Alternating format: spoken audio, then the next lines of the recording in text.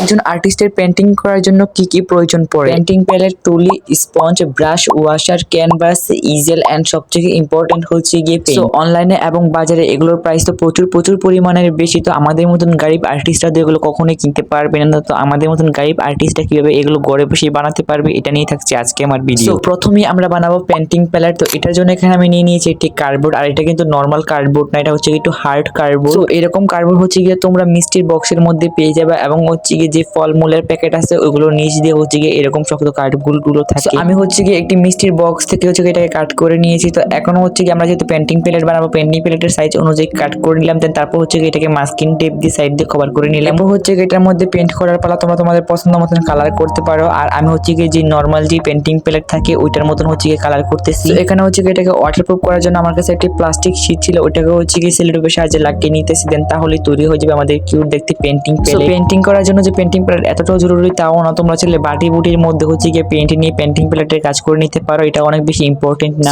এরপরে আমরা বানাবো হচ্ছে স্পঞ্জ, যেটা নাকি পেন্টিং করতে অথবা ক্রাফটিং এর কাজে ব্যবহৃত হয়। তো এখানে আমি স্পঞ্জ বানানোর জন্য নর্মাল একটি স্পঞ্জের ব্যবহার করতেছি। এগুলো তোমরা হচ্ছে গিয়ে দোকানের মধ্যে 10 টাকা পিস করে পেয়ে যাবে। এই স্পঞ্জটা কিন্তু আরো বেশি বড় হয়, আমি এখানে ক্রাফটিং এর কাজে হচ্ছে গিয়ে বেশি অর্ধেক স্পঞ্জ নষ্ট করে ফেলেছি। এখানে হচ্ছে গিয়ে আমরা যে রকম স্পঞ্জটা বানাতে চাচ্ছি ওটার সাইজ অনুযায়ী কাট করে নিতেছি। আর অনলাইনে এটার প্রাইসটা একবার দেখো, এটা দেখার পর আমার পুরো একদম মাথা ঘুরে গেছে। তো স্পঞ্জ কাট করা হয়ে গেলে একটা ডান্ডা বানানোর জন্য এখানে আমি হচ্ছে একটি কালারস মার্কার ব্যবহার করতেছি। এটার মাথা দিয়ে হচ্ছে কাট করে স্পঞ্জের ভিতরে লাগিয়ে নিলেই তাহলেই তৈরি হয়ে যাবে আমাদের 10 টাকা দিয়ে এত দামি স্পঞ্জ। তো এটা হচ্ছে পেন্টিং এ এত বেশি দরকার পড়ে না, তবে অনলাইনে এটার প্রাইস অনেক বেশি, তাই বানিয়ে দিলাম। তোমরা চাইলে বাইরেতে বসে এটা বানাতে পারো। তো এরপর হচ্ছে গিয়ে আমাদের সবথেকে বেশি যেটা ইম্পর্টেন্ট সেটা হচ্ছে গিয়ে তুলি। একটা পেন্টিং এর মধ্যে সবথেকে বেশি ইম্পর্টেন্ট হচ্ছে গিয়ে তুলি। তুলি ছাড়া একটা পেন্টিং কখনোই হয় না। আমি অনেকের ভিডিওর মধ্যেই দেখেছি তারা হচ্ছে গিয়ে জারু দিয়ে পেন্টিং ব্রাশ বানায়। তো আমি বুঝি না যে একটা পেন্টিং ব্রাশ এবং একটা জারু কিভাবে এক হয়, একটা পেন্টিং ব্রাশ কতটা সফট হয় আর একটা জারু কতটা বেশি হার্ড হয়। তো তোমরা কখনো এরকম ফালতু কাজ করো না, কারণ একটা পেন্টিং কে সুন্দর দেখাতে হলে সবথেকে বেশি ইম্পর্টেন্ট হচ্ছে গিয়ে ব্রাশের। তো এখানে ব্রাশ বানানোর জন্য আমি একটা মেকআপ ব্রাশ ব্যবহার করতেছি। তোমরা যারা মেয়েরা আছো তাদের তো অবশ্যই এরকম মেকআপ ব্রাশ আছে, আর ছেলেদের জন্য হচ্ছে গিয়ে তোমরা তোমাদের বোনেরটা চুরি করে নিয়ে আসতে পারো। আমি আমার বোনেরটা নিয়ে আসছি। তো তুলি বানানোর জন্য মেকআপ ব্রাশের সাইড থেকে হচ্ছে গিয়ে একটু তুলি কেটে নিলাম। দেন তারপর হচ্ছে গিয়ে একটি শীষ কলম নিয়েছি এবং শীষটাকে বের করে ওটার জায়গা হচ্ছে গিয়ে এখানে আমরা যে ব্রাশটা আছে ওটাকে অ্যাটাচ করে নিতেছি। তো এখানে অবশ্যই স্ট্রং গুলো অ্যাড করবা, কারণ এটা যেহেতু পানির মধ্যে থাকবে তাই এটা কিন্তু খুব সহজে খুলে আসতে পারে যদি অন্য কোনো নর্মাল গ্লু ব্যবহার করো। আমি এখানে হচ্ছে ফেভিকল ব্যবহার করি। এখানে আমি তুলির সাইজে হচ্ছে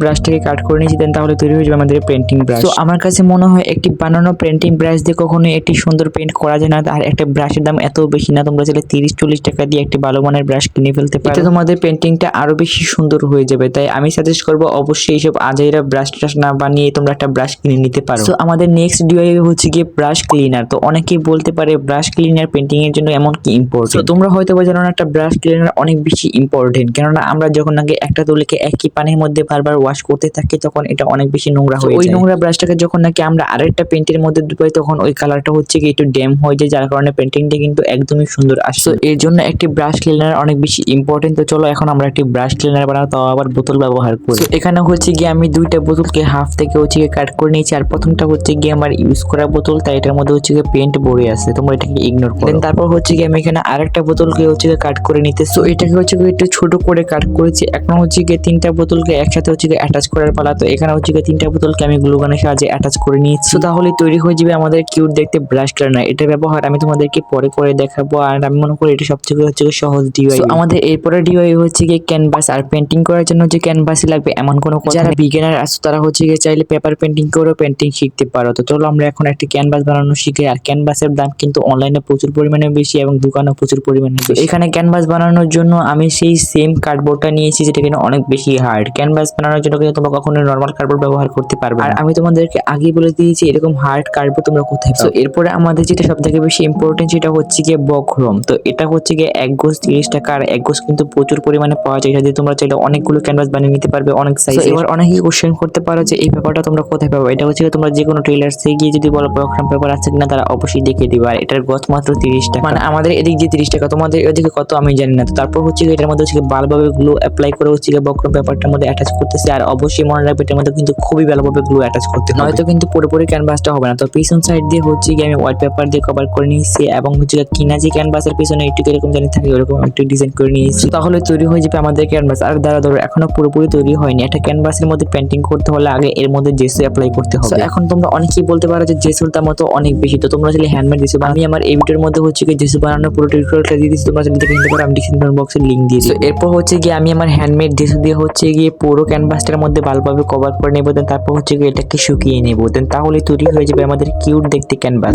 বাবা কি ঢং, ক্যানভাস নাকি আবার কিউট হয়? ক্যানভাস কি আবার কিউট হয় নাকি? আমাদের নেক্সট ডিআই হচ্ছে কি একটি ইজেল। তো পেন্টিং করার জন্য ইজেলের যেমন একটা প্রয়োজন পড়ে না, তবুও চলো একটি ইজেল বানানো যায়। তো এটার কথা তো তোমাদের অবশ্যই মনে আছে, তো মনে না থাকলে হচ্ছে কি মনে করে দিই, এটা হচ্ছে কি আমার এই ভিডিওতে বানানো হচ্ছে কি ট্রাইপড। তো আমার তো ট্রাইপড আছে, আমার ট্রাইপডের কোনো প্রয়োজন নেই, তো এটা হচ্ছে কি আমি তোমাদের শেখানোর জন্য বানিয়েছিলাম। তো আজকে হচ্ছে কি এই ট্রাইপড ভেঙে আমরা ইজেল বানাবো। প্রথমে এই ট্রাইপডটার মাথাটাকে ভেঙে নেবো, দেন তারপর দুইটা পার থেকে একটা পা ভেঙে নেবো। ইজেলকে বড় ছোট করার জন্য পিছনে যে পায়া থাকে ওইটাকে লাগানো হচ্ছে কি, যে পাটা ভাঙবো ওটাকে হচ্ছে কি আমরা মাঝখান দিয়ে অ্যাটাচ করে নিব। তো এখানে হচ্ছে কি আমি মাঝখানে একটি কোনা দিয়ে এটাকে অ্যাটাচ করতেছি। তোমরা চাইলে গ্লু দিয়েও করতে পারো, তো আমার কাছে মনে হয় যে এটা যেহেতু আমরা বড় ছোট করবো তাই কোনাটাই পারফেক্ট। তো এই তো আমাদের ইজেল রেডি। তো এটাকে তো আমার এত বেশি সিম্পল কখনোই ভালো লাগবে না, তাই ভাবলাম এটা এই কারণে পেইন্ট করা যায়। যেমন ভাবে তেমন কাজ। এখানে হচ্ছে কি আমি পেইন্ট নিয়ে বসে পড়েছি। তো এখানে হচ্ছে কি আমি চেয়েছিলাম ব্রাউন কালার, বাট এটা হয়ে যাচ্ছিল কারণ জন্য অরেঞ্জ কালার। এখানে হচ্ছে কি আমি অরেঞ্জ এবং চকলেট কালার মিলিয়ে ব্রাউন কালার আনতে চেয়েছিলাম। এই তো আমাদের ইজেল রেডি হয়ে গেছে। তোমাদের কাছে এটা কেমন লেগেছে অবশ্যই কমেন্ট করে জানাও। আমার কাছে এটা অনেক বেশি কিউট লাগছে, আর আমি সব কথার মধ্যে একটু কিউটটা বেশি বলি। তোমরা চাইলে খুব সহজে এরকম ভাবে একটা ইজেল বানিয়ে নিতে পারো, এটা কিন্তু অনেক বেশি কাজেরও আমার কাছে মনে হয়। তো আমাদের নেক্সট এন্ড লাস্ট ডিআইওয়াই হচ্ছে গিয়ে পেন্ট। সো আমার কাছে মনে হয় পেন্ট কখনো বানানোর জিনিসটা আমি অনেক ভিডিওতে দেখেছি যে পেন্ট বানায়। আমার কাছে মনে হয় এসব পেন্টিং বানিয়ে আধা টাকা নষ্ট করে কোনো লাভ, কারণ আমার কাছে মনে হয় পেন্টিং যদি করতে হয় তাহলে ভালোভাবেই করতে হবে, আর বানানো পেন্ট দিয়ে কখনোই একটি পেন্টিং সুন্দরভাবে ফুটে ওঠে না। আপনারা চাইলে কিছু কমন কালার নিতে পারেন, যেগুলো দিয়ে হচ্ছে মিক্স করে আপনারা বিভিন্ন কালার করতে পারেন। তো অনলাইনে অফলাইনে হচ্ছে বিভিন্ন সিঙ্গেল কালারের কোটা বিক্রি করা হয়, যেমন কমন যে কালারগুলো আছে ওইগুলো আপনারা নিতে পারেন, ওইগুলো নিয়ে হচ্ছে মিক্স করে আপনারা বিভিন্ন কালার তৈরি করতে পারেন। তো আমার কাছে মনে হয় এই পদ্ধতিতে পেন্ট কেনার খরচটা একটু কমতে পারে। তো আজকে হচ্ছে গিয়ে আমি একটি সুন্দর পেন্টিং করব, যেগুলো হচ্ছে গিয়ে আজকে আমি ডিআইওয়াই করেছি এইসব জিনিসগুলো দিয়ে। তো আমি কিন্তু প্রথমেই বলেছি আপনারা যদি একটা ভালো পেন্টিং করতে চান তাহলে একটি ব্রাশের অনেক বেশি ইম্পর্টেন্ট। এরকম বানানো ব্রাশ দিয়ে কখনোই একটি পেন্টিংকে সুন্দরভাবে করা যায় না। এখন হচ্ছে গিয়ে আমি আমার কিনা পেন্টিংটা দিয়ে হচ্ছে গিয়ে এই পেন্টটা করবো, কারণ আমার কাছে মনে হয় যে বানানো পেন্টিং ব্রাশ দিয়ে কখনোই পেন্ট করা সম্ভব না। এখানে হচ্ছে গিয়ে আমি কাবা শরীফের পেন্টিং করতেছি। আশা করি আপনাদের কাছে পেন্টিংটা ভালো লেগেছে এবং আমার যে সব জিনিসগুলো আজকে ডিআইওয়াই করেছি এগুলো আপনাদের অনেক বেশি উপকারে আসবে। যদি ভিডিওটা একটু উপকারে এসে থাকে তাহলে অবশ্যই একটি লাইক দিয়ে যাবেন এবং চ্যানেলটা সাবস্ক্রাইব করতে ভুলবেন না। যারা শেষ পর্যন্ত দেখেছে তাদেরকে অসংখ্য ধন্যবাদ। এই পেন্টিংটা করার মাধ্যমে আমি আশা করি আমি যে ডিআইওয়াই গুলো বানিয়েছি এগুলোর ব্যবহার আপনারা বুঝতে পেরে গেছেন। তো আপনাদের কাছে যদি ভালো লাগে অবশ্যই লাইক এন্ড সাবস্ক্রাইব করে দেবেন। দেখা হবে পরবর্তী ভিডিওতে। আল্লাহ হাফেজ।